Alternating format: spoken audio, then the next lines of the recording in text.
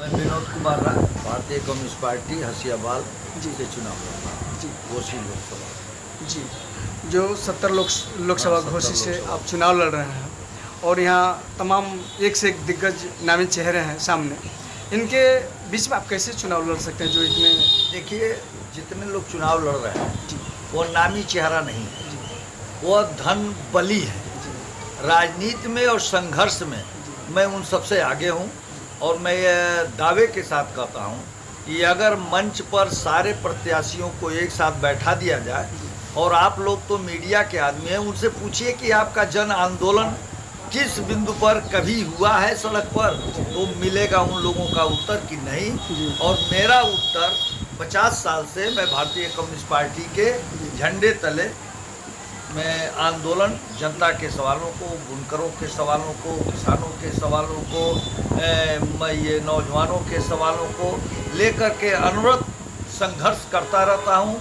और इनकी लड़ाइयों को लड़ते हुए मैं 5 बार जन आंदोलन के सवाल को लड़ते हुए 5 बार जेल भी जा चुका हूँ। 70 लोकसभा घोसी के देखा जाए इस लोकसभा क्षेत्र में कि यहाँ की जनता, जैसे आप अभी कहे हैं कि मैं सबसे एक धन बल में नहीं हूँ, बाकी राजनीतिक हूँ, सोशल वर्कर हूँ जो जनता को एक सम्मान देने का काम कर, बाकी यहाँ की जनता क्या सम्मान से संतुष्ट होगी कि या धन बल से संतुष्ट होगी? देखिए, ये तो जनता के सोचने का सवाल है जी मेरा यह सोचने का काम, मैं अपना काम करता हूँ। जी मैं इस बात की परवाह नहीं करता कि जनता मेरे जन आंदोलन को महत्व देगी कि नहीं देगी। मेरा नैतिक कर्तव्य है कि अगर मैं समाज में काम करता हूँ तो सामाजिक स्थितियों पर संघर्ष करूँ, अन्याय के विरुद्ध लड़ूँ। अब वो जनता इसको लाइक करेगी नहीं करेगी, ये जनता के ऊपर निर्भर करता है। जी। देखा जाए कि इस वर्तमान समय में तमाम दल पार्टी उभर करके आए हैं, देखा जाए तो सैकड़ों से कम नहीं होंगे दल पार्टी। बाकी ये जो कम्युनिस्ट CPI जो है बहुत पुरानी पार्टी है और देखा जाए कि बहुत ज़मानों से, जो अंग्रेज़ के समय इसको देखा जाए तो उस समय से भी चल रही है, बाकी ये बहुत पीछे हो गई है, लुप्त हो गई है। इसका क्या कारण है? देखिए, CPI सन 52 से जी वही सिंबल आज है और CPI के जितने नेता पाएंगे सारे लोगों को ईमानदारी का प्रतीक माना जाता है। समाज में उनके ऊपर कोई बेईमानी का चार्ज नहीं लगा सकता है। जी पहली बात, हम जन आंदोलन में अंग्रेजों के जमाने से जो भारतीय communist party, CPI, Bhagat Singh, Chandrashekhar Azad की टीम जो है, यह वामपंथी विचारधारा से और कम्युनिस्ट पार्टी के विचारधारा से जुट करके ये जन आंदोलन में कूदे थे, आज देश को आज़ाद कराने के लिए कूदे थे। और उसी के आधार पर भारतीय कम्युनिस्ट पार्टी जब चुनाव की प्रक्रिया देश आज़ाद हुआ तो हम सन 52 से हसियाबाल का सारे दलों का आप सिंबल एक नहीं पाएंगे। जो भारतीय कम्युनिस्ट पार्टी ही एक ऐसा दल है जिसका सिंबल आज भी वही है जो सन 52 में रजिस्ट्रेशन हुआ था। और हम इस संघर्ष के बल पर, ये बाकी लोग जातीय राजनीति करते हैं, जातीयता फैलाते हैं, इसके पीछे कारपोरेट घरानों का हाथ होता है। कारपोरेट घराने इस देश में नहीं चाहते हैं कि वामपंथी दल, कम्युनिस्ट पार्टियां मजबूत हों। वो अपना बोरे का मुंह उन दलों के लिए खोल देते हैं जो उस धन बल के आगे हर एक जातियों में एक नेता पैसा दे करके पैदा किए। और वो अभी जनता जो है पढ़ी लिखी उतनी नहीं है, जो गांव देहात में जनता है उसको अभी शिक्षा का अभाव है। वह मात्र अभी अपनी जात के बारे में इस समय सोच रही है, लेकिन जाति से अंतोगत्वा जात से कुछ होगा नहीं। देश नीतियों से चलता है, देश संविधान से चलेगा। देश में कानून जो लागू होगा अमीर और गरीब सबके लिए लागू होगा। लेकिन अभी जो है हमारे देश में जो सरकारें हैं, यह संस्था ऐसे सारी चीज़ों पर कब्जा करने का जो प्रयास कर रही हैं कि अपने मन से, अपने तरीके से हम मोड़ करके इस देश के बागडोर को संभालेंगे और देश को ले जाएंगे। इस पर हम भारतीय कम्युनिस्ट पार्टी, वामपंथी दल पुरजोर लड़ाई लड़ेंगे और लड़ते रहेंगे। लेकिन अंत में एक ना एक दिन इसी जनता को जातीय बिरादरी धर्म को तोड़ करके भारतीय कम्युनिस्ट पार्टी के पीछे खड़ा होना पड़ेगा और ये कम्युनिस्ट पार्टी उसका नेतृत्व करेगी, देश की जनता को निजात दिलाएगी। अब कह रहे हैं कि अभी हमारे देश की जनता शिक्षित नहीं हुई है। ये हमारे वर्तमान सरकार नरेंद्र मोदी जी की सरकार जो चल रही है, इन्होंने कहा कि पूर्ण शिक्षा हमने लागू करके और लोगों को शिक्षित करके और लोगों को बताने का काम कर रहे हैं। इस पर क्या कहना है? देखिए, अब तक के देश के आज़ादी के बाद इतना बड़ा झूठ बोलने वाला प्रधानमंत्री आज तक कोई नहीं। यहाँ तक कि भारतीय जनता पार्टी का प्रधानमंत्री अटल बिहारी वाजपेयी भी थे, लेकिन वो भी इनके जैसा कभी इस तरीके की बात नहीं करते थे। और ये तो केवल झूठ की बुनियाद पर और कारपोरेट घरानों के ये अंधभक्त हो गए हैं, और कारपोरेट घराने इनके अंधभक्त हो गए हैं। बस इनको ये जुमलाबाजी इनको बोलना आता है। अभी ये कहते हैं मैंने सबको शिक्षा दे दी है। सारे स्कूलों में, सारे जगह विभागों में नौकरियां रिक्त पड़ी हुई हैं, उनकी नियुक्तियां नहीं हो रही। यह कहाँ से सबको शिक्षा दे दी है? यह तो केवल घंटा घंटी बजाने की बात करते हैं, यह शिक्षा पर तो यह बात ही नहीं करते। और दुर्भाग्य है इस देश का कि जिस प्रधानमंत्री के डिग्री पर सवाल खड़ा होता हो और उसकी डिग्री फर्जी निकलती हो, इससे बड़ा देश का दुर्भाग्य कुछ नहीं हो सकता। और ये जुमलेबाज प्रधानमंत्री हैं। आपने देखा कभी ये महंगाई पर कहे थे ना कि हम किसानों की आय दूना कर देंगे, 22 तक किसानों की आय दूना हुई। कहा था इन्होंने 2 करोड़ नौकरी देंगे, 2 करोड़ नौकरी दिया इन्होंने कहा था कि हम हर लोगों को 15 लाख रुपया खाते में भेजेंगे, किसी को 15 रुपया इन्होंने भेजा। और नहीं तो और किसानों की आय दूना करने के बजाय इन्होंने जो 50 किलो की खाद की बोरी थी उसे 45 किलो पहले किया, अब 40 किलो की कर दिया। यह है इनकी जुमलेबाजी और किसानों के प्रति इनकी उदारता कि किसान की बोरी का खाद रेट बढ़ा देंगे, दूसरी तरफ उसमें वजन भी कम कर देंगे। यह है किसानों के ये असली, ये बोलते हैं जो दोस्त, ये असली दुश्मन है। आप कह रहे हैं कि इनके सारे जुमलेबाजी हैं, सब झूठ हैं और इनके झूठ का पर्दा खुल चुका है, सारी जनता जान चुकी है। तो हम ये कह रहे हैं कि जो इस समय सरकार के पास कोई मुद्दा नहीं है, किस मुद्दे पर चुनाव लड़ेगी सरकार? वर्तमान सरकार केवल धार्मिक मुद्दे पर चुनाव लड़ रही है। उसके बाद धार्मिक तो खत्म हो गया और राम मंदिर बना के तो अभी तो खत्म हो गया। अभी उसी में अभी ये जोड़ते जा रहे हैं। अभी तो बनारस का मंदिर का सवाल उठा रहे हैं, अभी मथुरा का सवाल उठा रहे हैं। इनके पास महंगाई के विरुद्ध लड़ने की क्षमता नहीं है, इनके पास देश में कोई काम करने की क्षमता नहीं है और न यह कोई काम कर सकते हैं इस देश को। अंत में यह भारत में भी, अंत में आप देखा आपने श्रीलंका में जो धर्म के आधार पर सरकार बनी थी और जनता उठी तो उनके प्रधानमंत्री और राष्ट्रपति को देश छोड़ के भागना पड़ा। वही जनता, यही जनता उठेगी और इनको भी देश छोड़ के भागना पड़ेगा। क्या मंदिर मस्जिद से हमारे देश के युवाओं को रोजगार प्राप्त हो सकता है, मिल सकता है? कोई सवाल नहीं है कि मंदिर मस्जिद से देश के नौजवानों को कोई काम मिले। तो क्यों मंदिर मस्जिद की बार बार बात लाते हैं समाज में? ये देखिए, हमारा देश धर्म विरु प्रधान देश है, धर्म, और हमारा ही एक ऐसा देश है जहाँ विभिन्न धर्म के लोग रहते हैं। तो इनको एक विशेष समुदाय को टारगेट बना करके एक दूसरी तरफ मोड़ने का ये काम करते हैं। आपको ख्याल होगा कि एक बार अटल से पत्रकारों ने भी पूछा था कि आप बताइए कि अगर मुसलमान आपके देश में नहीं रहेंगे, तो उन्होंने कहा था कि मैं दूसरा मुसलमान एक पैदा कर दूंगा। तो इनको इस तरीके का निशाना बनाने के लिए वो टारगेट करके, और ताकि वो हिंदू वोट को एक सेंटिमेंटल पैदा करे, और वो सेंटिमेंट पैदा करके, लेकिन अब वो सेंटिमेंट भी बहुत दिनों तक नहीं चलेगा और वो समाप्त हो रहा है। सेंटिमेंट पैदा करके वो क्या करना चाहेंगे? वो वोट हासिल करना चाहते हैं और राज करना चाहते हैं इस देश में। अभी जो सगुफा इन्होंने छोड़ा कि हम हिंदू राष्ट्र बनाएंगे, हिंदू राष्ट्र मोदी के एक पीढ़ी नहीं 7 पीढ़ी भी पैदा हो जाएगी, वो नहीं बन पाएगी। इसके लिए कम्युनिस्ट पार्टी का एक एक सिपाही जान दे सकता है, लेकिन हिंदू राष्ट्र नहीं बनने देगा।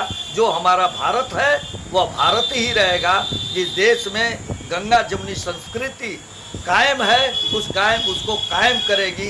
यह हिटलर की संतान है, हिटलर का नकल करते हैं और हिटलर के नकल करके ये देश में हुकूमत करना चाहते हैं और इनको भी हिटलर की तरह देश से जाना पड़ेगा। लास्ट सवाल हमारा ये रहेगा कि यदि आप 70 लोकसभा घोषित के यदि सांसद चुने जाते हैं तो आपका विकास का मुद्दा पहला क्या होगा, जनता को कैसे आप संतुष्ट करके विकास करेंगे? देखिए, विकास का मुद्दा तो हमारे जिले में जो 70 लोकसभा में जब कभी जय बहादुर सिंह झारखंडे रहे उस समय हमारे देश में सीमित संसाधन थे, लेकिन उसके बाद भी जितना उन लोगों ने विकास किया आज तक का कोई सांसद उतना विकास नहीं किया। जब देश हमारा आज़ाद हुआ था तो हमारे सैनिकों को पैर में जूता नहीं थी, 303 की राइफल से वो युद्ध कर रहे थे, उस समय भी हमारे क्षेत्र का विकास जितना हुआ। आज मोदी जी टंकी गांव-गांव लगवा रहे हैं, लेकिन वो टंकी कहीं चालू नहीं हो रही है। उस जमाने में झारखंडेरा ने टंकी लगवाई।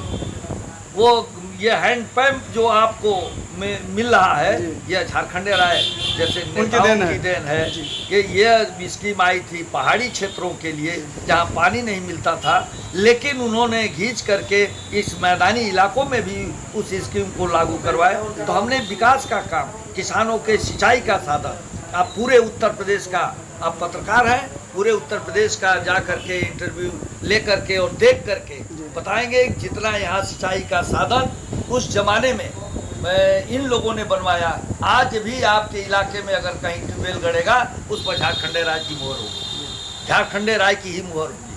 आप ट्यूबवेल की संख्या गिन लेंगे, क्योंकि पूरे उन्होंने अपने क्षेत्र में ट्यूबवेल को प्रस्तावित किया। किसानों के लिए जितना संभव हो सका सरकार के पास संसाधन दे उतने ट्यूबवेल गढ़ते गए, जो रुक गए। इन लोगों के न रहने के बाद हमारा जो आज प्रतिनिधि होता है वो प्रयास नहीं कर पाता है कि हम उस स्कीम को लागू करावें, तो वो नहीं हो पा रहा है। लेकिन जब भी यह गड़ेगा तो वो झारखंडे राय का ही उसको मोहर होगा। एशिया की प्रथम नहर ये झारखंडे राय जय बहादुर सिंह की दोहरी घाट पंप कैनाल जो एशिया में प्रथम स्थान रखती है। तो इस सिंचाई के संसाधनों को उस समय किसानों को सिंचाई की आवश्यकता थी। सड़क भी उस समय जितना उन लोगों ने बनवाया वो कोई आज तक नहीं। आज तो 5 करोड़ का सांसद को निधि मिल रही है, उस निधि का 40% कमीशन 50% कमीशन लेकर के काम कर रहे हैं। अगर मैं सांसद बनूंगा तो खुली जनता में उस पैसे का ऐलान कर दूंगा और कहूँगा कि आप बताइए जहाँ काम करना हो आप काम कराइए, पारदर्शिता के तरह काम होना चाहिए। और मेरा एक छोटा सा उदाहरण भी है।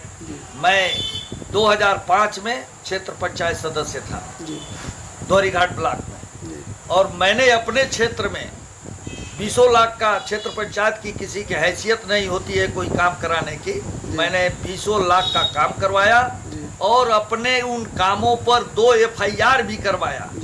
जब काम बढ़िया हुआ लेकिन भुगतान ज़्यादा हुआ, उस भुगतान ज़्यादा का मैंने 2 FIR भी करवाया। ये मैंने छोटे से प्रतिनिधि के रूप में जब था तो मैंने यह दिखाया है, अपनी ईमानदारी का परिचय दिया है।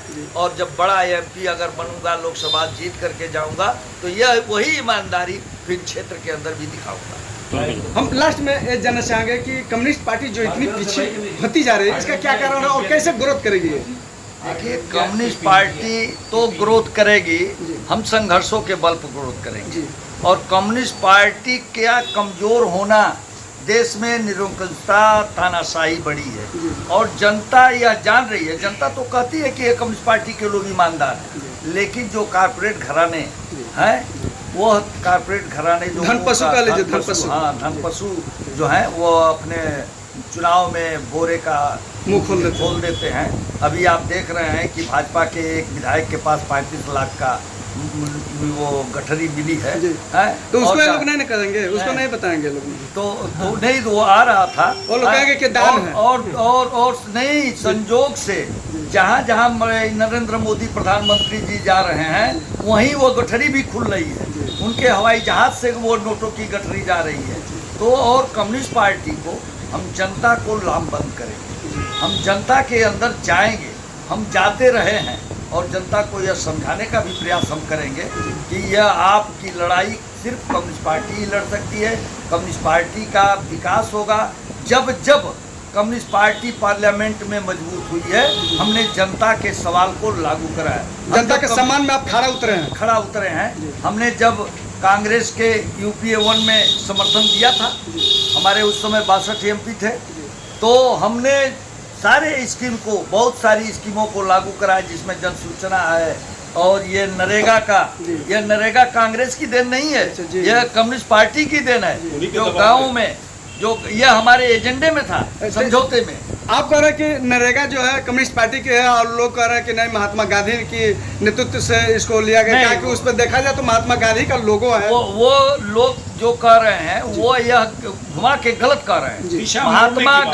महात्मा गांधी के नाम पर वो नरेगा बना, किसी महापुरुष के नाम पर, लेकिन उस योजना को बनवाने का काम ये कम्युनिस्ट पार्टियां, वामपंथियों ने किया।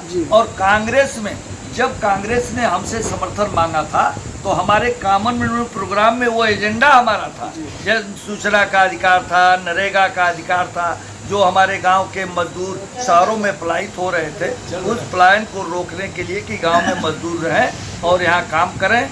लेकिन वह स्कीम तो हमने लागू करवाया, लेकिन वह अभी पूर्ण रूप से एक तरीके से मैं संतुष्ट नहीं हूँ उसके लागू, क्योंकि उसमें यह नियम है कि 10,000 रुपया कम से कम एक मजदूर को आप काम देंगे, लेकिन उतना अगर काम नहीं मिलता है तो उनको बेकारी का भत्ता भी देंगे। लेकिन आज तक मजदूरों को कोई बेकारी का भत्ता भी नहीं मिलता है। हम उसके लिए भी संघर्ष कर रहे हैं कि वो बेकारी का, जो उनको 10,000 का आप नहीं दिए, जो कम दिए उसको उनको भत्ता के रूप में दीजिए। आप कह रहे हैं कि मजदूरों को कम से कम 10,000 का भत्ता, चाहे उसको रोजगार, चाहे जो भी कुछ कह लीजिए, दिया जाए। बाकी इस वर्तमान परिवेश में देखा जाए, स्थिति में देखा जा रहा है कि अब मजदूरों की मजदूरी न दे, काम न दे करके सीधा जेसीबी से काम कराया जा रहा है। इस पे क्या कहना चाहिए? ये नरेगा के कानून का उल्लंघन है जी। जेसीबी से काम नरेगा में है ही नहीं। क्या इसको सरकार नहीं देख रही है? यह सरकार में, वही एक कहावत है ना कि चामे का बेरा कुत्ता रखवार, वही सारे भ्रष्टाचारी, सारे दुराचारी तो उसी सरकार में है। और जितने आप देख लीजिए कि जितने घोटालेबाज, अगर कोई दूसरे जगह है घोटाला किया है और जब सरकार में चला गया तो वो साफ पाक हो गया, एकदम पाक हो गया। तो ये घोटालेबाजों की यह सरकार है। उसमें एक मुहावरा और है कि हम भैंस के आगे बैंड बजावे वो बैठ पगुरावे, तो वही कहावत है कि सरकार में हम लड़ तो रहे हैं, लेकिन वो सरकार में अपना ठेठी, एक देहात में कही जाती है कि कान में ठेठी डाल करके पड़ी हुई है, हमारी आवाज को सुन नहीं रही है। चाहे आप जितना भी चिल्ला लीजिए, जितना भी कह लीजिए, उसको कोई असर नहीं पड़ रहा है। तो उसके लिए मैं जिम्मेदार जनता को भी मानता हूँ। अगर कम्युनिस्ट पार्टी को यह मजबूत करते तो हम उनके कान की ठेठी मैं सुआ डाल करके निकाल देता, उस कान में सुआ डाल करके ठेठी को निकाल देता। लेकिन जनता हमको वह ताकत अभी नहीं दे रही है, इसके लिए जनता भी जिम्मेदार है। और जब भी कम्युनिस्ट पार्टी मजबूत होगी तो हम सबसे पहले उन कॉर्पोरेट घराने माफियाओं के ऊपर अंकुश लगाते हैं। आपको ख्याल होगा कि अटल के ज़माने में 100 रुपया किलो दाल, 80 रुपया किलो प्याज और नमक भी बिका था।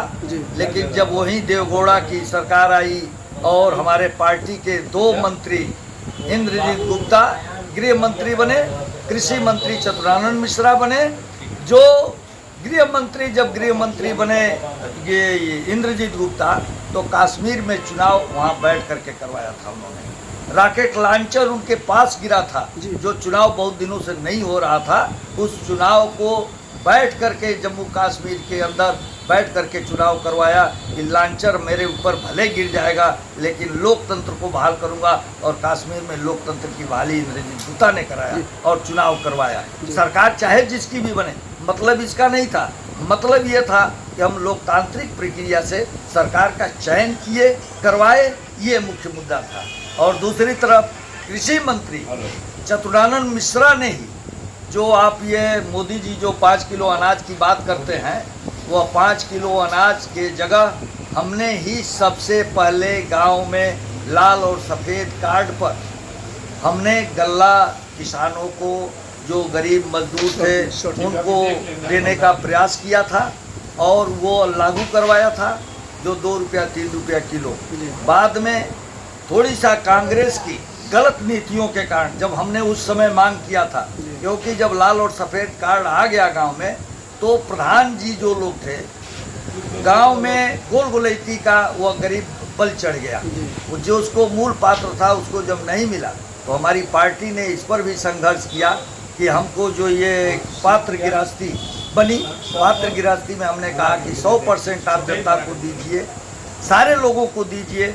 जो जनता में लाइन लगा करके नहीं लेता है, ये अंगूठा लगा करके लेने की जो बात आई है, ये हमारी पार्टी ने लड़ा। ये अंगूठा लगा करके जो लेगा, अगर वो 3 महीने तक राशन नहीं उठाएगा, उसका राशन कैंसिल हो जाएगा।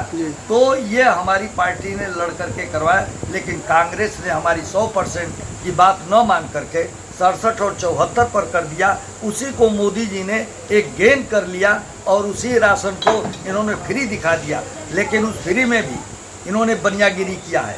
उस फ्री में भी बनियागिरी यह हुई है कि हम 35 किलो अनाज एक कार्ड पर देते थे, उसमें 1 की संख्या हो चाहे 5 की संख्या हो, हम एक कार्ड पर 35 किलो अनाज देते थे, 2 रुपया 3 रुपया। इन्होंने 5 किलो फ्री कर दिया प्रति यूनिट। मान लीजिए कि आपके पास 5 यूनिट का कार्ड है, आपको 5 यूनिट का कार्ड में आपको अनाज जो मिलता था 2 रुपया 3 रुपया 35 किलो मिलता था। और आज 5 किलो इन्होंने फ्री जो किया है, अब 5 यूनिट में 25 किलो ये मिल जाएगा फ्री।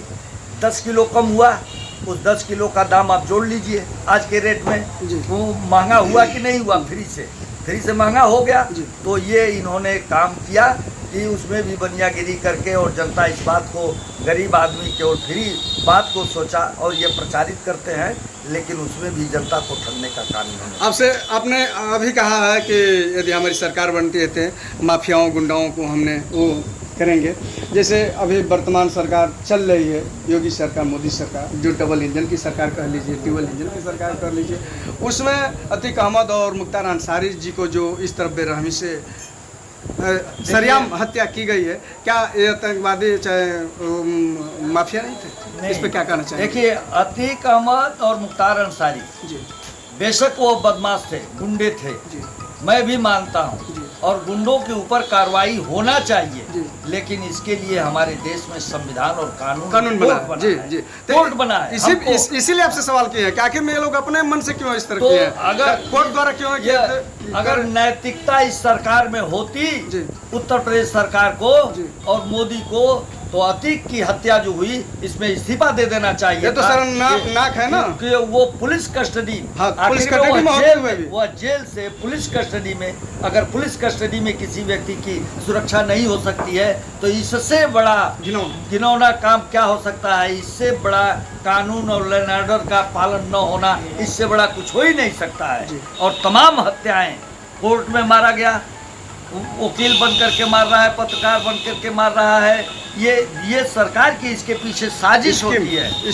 हाँ, और सीधे अगर सरकार की यह साजिश नहीं होती, तो अतीक के हत्या में वो सारे पुलिसकर्मी 302 के मुलजिम होना चाहिए। उसकी जांच होनी चाहिए कि कितने लोग इसमें शामिल थे। वो सारे लोगों को उसमें हत्याकांड में करवाना चाहिए, मुलजिम बनाना चाहिए, उनके ऊपर मुकदमा चलाना चाहिए। मैं अतीक अहमद को कोर्ट ने सजा भी किया था, तो सजा में वो ऑलरेडी वो जेल में रहता, उसको कोर्ट के द्वारा फांसी की सजा हो जाती। सरकार को समझ में आता कि न्याय का, कानून का राज चल रहा है। लेकिन यह कानून का राज नहीं है, यह गुंडागर्दी का राज है, यह गुंडों का राज है। अब जो गुंडा उनके दल में चला गया वो साधु हो जाता है, और जो गुंडा बाहर और दूसरे दल में होता है वो गुंडा होता है। ये सरकार के इस पैमानों को जनता को भी समझना चाहिए, और जनता को समझ करके इस सरकार को सबक सिखाना चाहिए। धन्यवाद।